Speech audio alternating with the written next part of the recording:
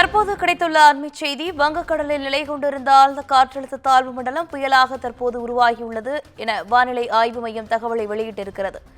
அண்மைச் செய்தியாக பார்த்துக் கொண்டிருக்கிறோம். வங்கக்கடலில் நிலை கொண்டிருந்த ஆழ்ந்த காற்றழுத்த தாழ்வு மண்டலம் புயலாக தற்போது உருவாகியுள்ளது. இந்த தகவலை வானிலை ஆய்வு மையம் தற்போது வெளியிட்டிருக்கிறது. தற்போது வங்கக்கடலில் நிலை கொண்டிருந்த ஆழ்ந்த காற்றழுத்த தாழ்வு மண்டலம் புயலாக உருவாகியுள்ளதாக வானிலை ஆய்வு மையம் தகவலை வெளியிட்டிருக்கிறது. கூடுதல் விவரங்களோடு இணைகிறார் தலைமை செய்தியாளர் சிவா. சிவா, வணக்கம். விவரங்கள் என்ன? வங்கக்கடல்ல இந்த பெங்கல் புயல் உருவாகி இருக்கிறது. அதற்கான அதிகாரப்பூர்வ அறிவிப்பை வானிலை ஆய்வு மையம் வழங்கியிருக்கிறது. இன்று பிற்பகல் சரியாக 2:30 மணி அளவுல தென்மேற்கு வங்கக்கடல் பகுதிகளில் இந்த பெங்கல் புயல் உருவாகி இருப்பதாக வானிலை ஆய்வு மையம் தெரிவித்திருக்கிறது. பெங்கல் என்று தெரிவித்தாலும் கூட இதனை சொல்லும் போது பெஞ்சால் என்று குறிப்பிடுகிறார்கள். அதாவது FENJAL பெஞ்சால். சவுதி அரேபியா வைத்திருக்கக்கூடிய இந்த பெயர், அவர்கள் பரிந்துரைத்திருக்கக்கூடிய அந்த பெயரின்படியே இந்த புயலுக்கு பெங்கால் என்று தற்போது பெயரிடப்பட்டிருக்கிறது.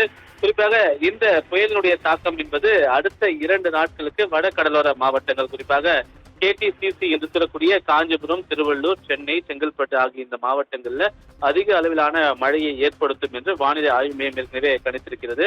தென்மேற்கு வங்கக்கடல் பகுதிகளில் நிலவி வந்த ஆழ்ந்த காற்றழுத்த தாழ்வு மண்டலம் தற்போது பெஞ்சால் புயலாக உருவாகி இருக்கிறது.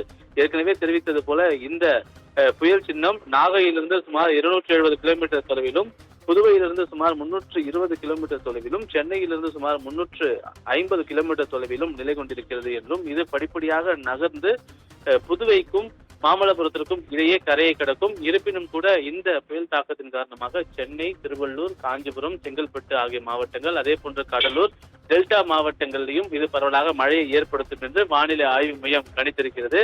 இந்த புயல் தற்போது உருவாகி இருக்கக்கூடிய நிலையில தரை காற்றினுடைய வேகம் என்பது அதிகபட்சமாக 90 கிலோமீட்டர் வரை இருக்கக்கூடும் என்றும் வானிலை ஆய்வு மையம் கணித்திருக்கிறது. எனவே தரைக்காற்றினுடைய வேகம் அதிகரிக்கக்கூடிய காரணத்தினால் பொதுமக்கள் அத்தியாவசிய தேவைகளை தவிர்த்து வேறு எதுக்கும் வெளியே வர வேண்டாம் என்று ஏற்கனவே பேரிடர் மேலாண்மை துறை மூலமாக அறிவுறுத்தப்பட்டிருக்கிறது. ஒவ்வொரு இந்த ரெட் அலர்ட் எச்சரிக்கை கொடுக்கப்பட்டிருக்கக்கூடிய ஒவ்வொரு மாவட்டங்களிலும் பேரிடர் மேலாண்மை துறை மூலமாக உரிய அறிவுறுத்தல் எல்லாம் வழங்கப்பட்டிருக்கின்றன. அந்த மாவட்டங்களுக்கு மாவட்ட ஆட்சியர்களை தாண்டி கண்காணிப்பு அலுவலர்கள் எல்லாம் நியமிக்கப்பட்டிருக்கிறார்கள்.